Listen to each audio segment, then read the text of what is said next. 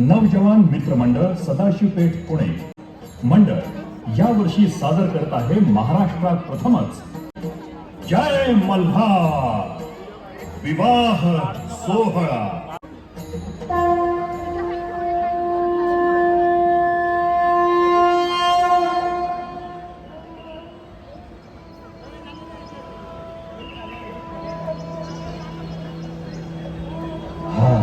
ये हळूहळू ये, बघ तिथं झाडाखाली सावली दिसतीये, चल तिथंच बसू।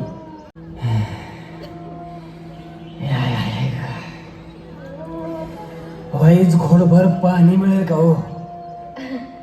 अहो देते की बाबा।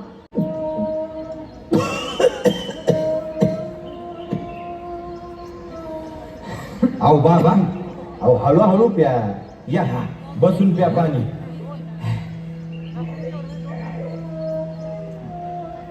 आणि होय कुठे निघालात? वारीला। या बाई आता ती तर झाली ना बाबा मागल्या महिन्यात। आरती पांडुरंगाची ती झाली माझी। आता चाललोय मल्हारीच्या वारीला, जेजुरीच्या खंडोबाला। अरे वा, आम्ही तिकडेच चाललोय दर्शनाला। आव लय लांबून आलोय आम्ही। आणि तुम्ही कुठून आलाय? म्या घाटा खालून आलोया।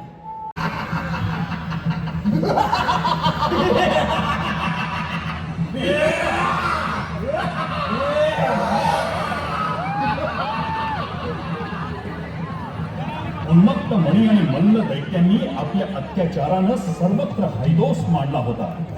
त्यांचा विनाश करण्यासाठी अखेर भगवान शंकरांना मल्हारी मार्तंडाचा अवतार घ्यावा लागला।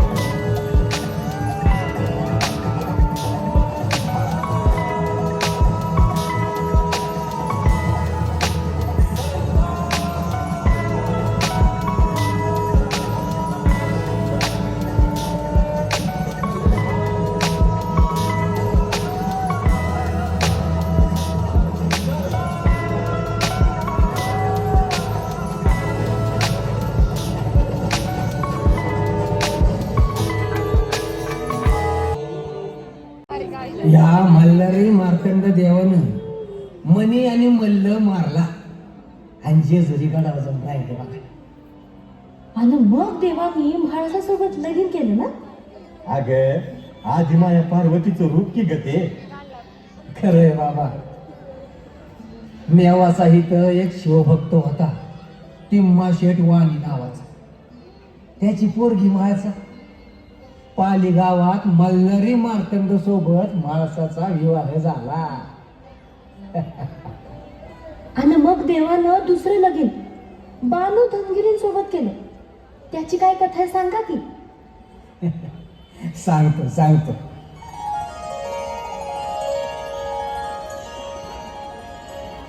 तुम्ही साऱ्या जणी आता उपवर झाल्या आहात. भविष्याच्या दृष्टीनं तुमचं काय प्रयोजन आहे त्यावर चर्चा करण्यासाठी आपणास बोलावलं आहे. आपण आमचे जन्मदाते आहात पिताश्री. हो पिताश्री, आपणच आमचे भाग्यविधाते आहात. नाही, माझं भविष्य ठरवण्यास मी समर्थ आहे. जयाद्रीच्या उत्तरानं इंद्र क्रोधित झाला. त्यानं त्याच्या शक्तीचा वापर करून जयाद्रीला जंगलात सोडून दिलं.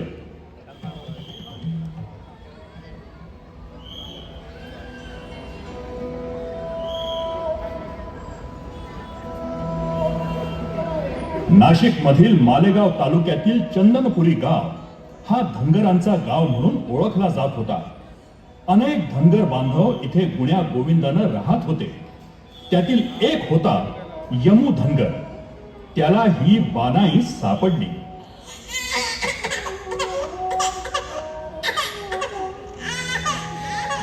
अरे महादेवा, कुणाचं लेकरू म्हणायचंय? अरे हाय का कुणी? पुन्हा तानात काट्या कुट्यात असं लेकरसनी टाकल्या. काळीच हाय का नाही? अय बाय, रडू नका हा. आगमय आहे ना. हा. महादेवा. यमू धनगरानं महादेवाचा प्रसाद समजून पदरात घेतलं. तिचा मायेनं सांभाळ केला. पण बानूला महादेवाच्या भक्तीचं वेड लागलं.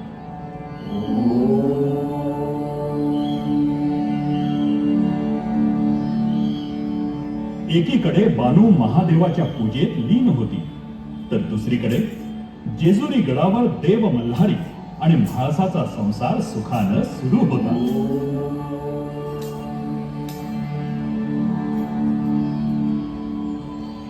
नारायण नारायण. मुनिवर, आपण येण्याचं निश्चित काही प्रयोजन असेल. प्रयोजन काय? आपल्या दर्शनाची आस होती फक्त. फक्त नारायण नारायण.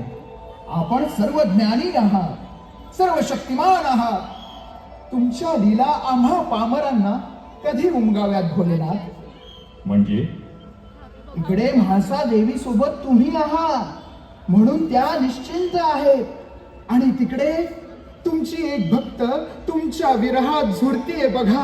नारायण नारायण. देवी पार्वतीनं हिला वचन दिलं होतं, कृतयुगात मल्हारी मार्तंड अवतारात ही आमची अर्धांगिनी असेल. तेच वचन पूर्णत्वास जावे हाच लोकीचा मानस आहे. नारायण नारायण.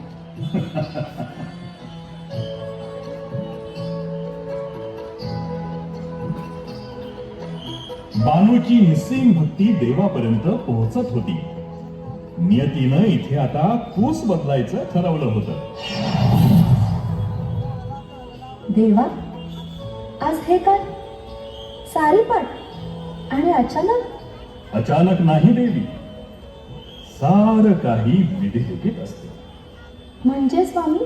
आपण हा सारीपाटाचा डाव खेळायचा आणि जो हरेल त्यानं एक तपाचा अज्ञातवास स्वीकारायचा. काय? होय, आपणा दोघांपैकी कुण्या एकाला विरहाचं दुःख अटळ आहे. सकल सृष्टीचे निर्माता, करता करविता तर आपण आहात स्वामी.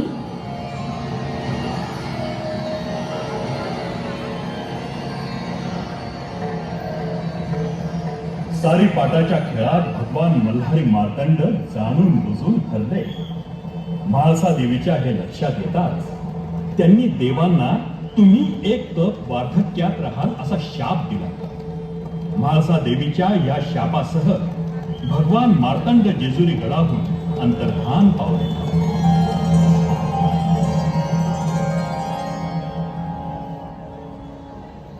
ओम नमः शिवाय. ओम नमः शिवाय. ओम नमः शिवाय. ओम नमः शिवाय. काय ग बाळूबाई, जेव्हा बघल तेव्हा काय ग त्या महादेवाला पूजत असतीस? तू बघितलं हाय वय त्याला? मी त्याला बघितलं नसेल. पण त्यो मला बघतोय आणि मला खात्री आहे त्यो एक ना एक दिवस मला दर्शन नक्की देईल. आता काय म्हणावं बाया तुला, खोळी झालीस बघ तू.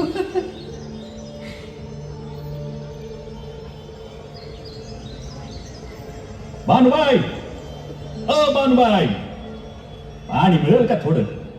तुला माझं नाव कसं ठाऊक रे बाबा? सगळं ठाव आहे. अगं तुझी मैत्रीण आता बोलत होती ना, तवा ऐकलं. हा, असं दुसऱ्याचं बोलणं चोरून ऐकू नये. देव सजा देतो. कोण देव? हा, महादेव. महादेव? नाही नाही नाही, मी नाही कोणत्या महादेवाला ओळखत. हा, वय तुझं नाव काय बाबा? खंडू. अंग आता ते लय लांब आहे इकडं. हा, मग इतक्या दूर कशा पायी आलास? मला मूल बाळ कोण नाही. मला काम पाहिजे. काम पाहिजे? आता ग बया, तुला झेपल असं काम नाही रे बाबा माझ्याकडं. बरं थांब, माझ्या बाला विचारावं लागल, मग बघू. चल.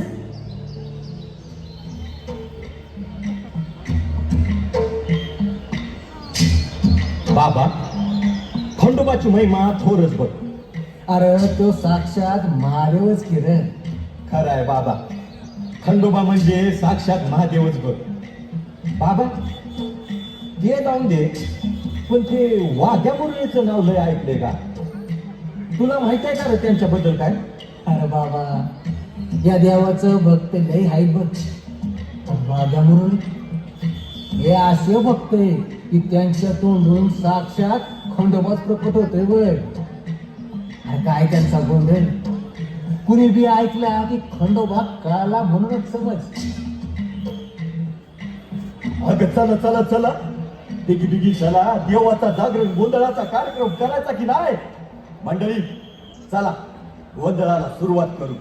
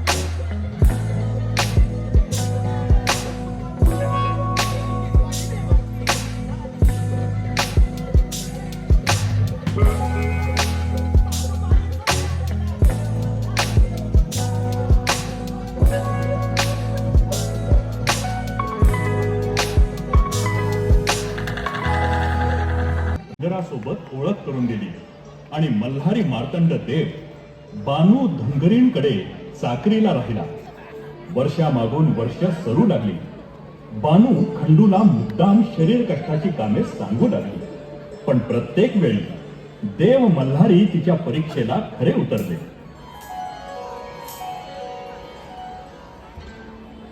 देवा, महादेवाच्या या मार्तंड अवतारात त्यांना किती दिव्यातून जावं लागतंय.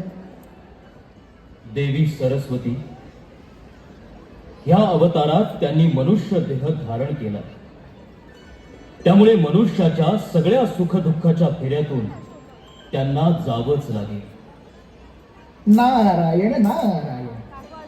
पण भगवान महादेव मल्हारी मार्तंड अवतारात देवी म्हाळसा सोबत सुखी संसार करत असताना स्वतः अज्ञातवास पत्करतात.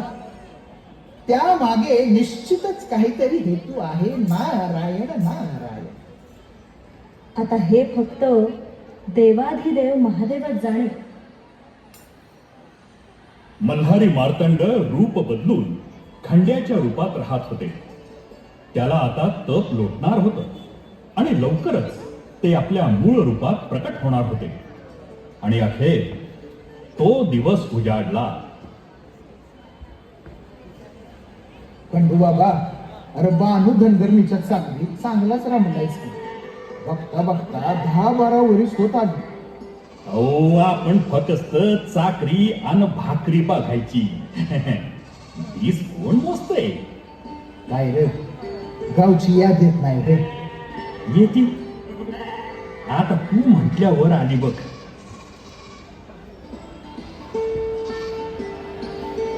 खंडू बाबा, ऐ खंडू बाबा, खंडू बाबा.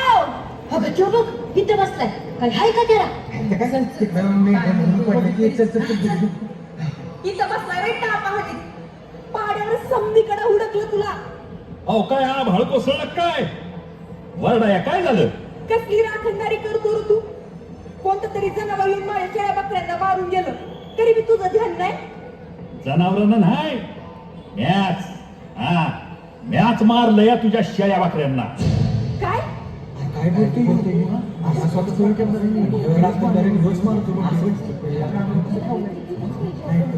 अरे बाबा, अरे खंड्या काय बोलतोयस? अरे देवाची आण बाबा, मॅच मारलंय. आता तुला कसं सांगू? अरे पर त्या मुक्या जनावरांनी तुझं काय घोडं मारलं होतं? तुला चाकरीला ठेवलं.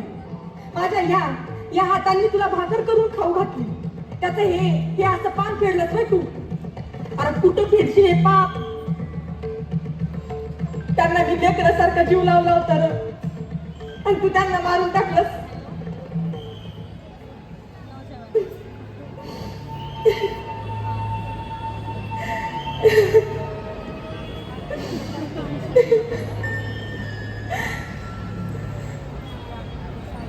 अगं रडू नको. हे बघ, तुझ्या मेलेल्या समजा शेळ्या वाकड्या परत जित्या होऊ शकतात.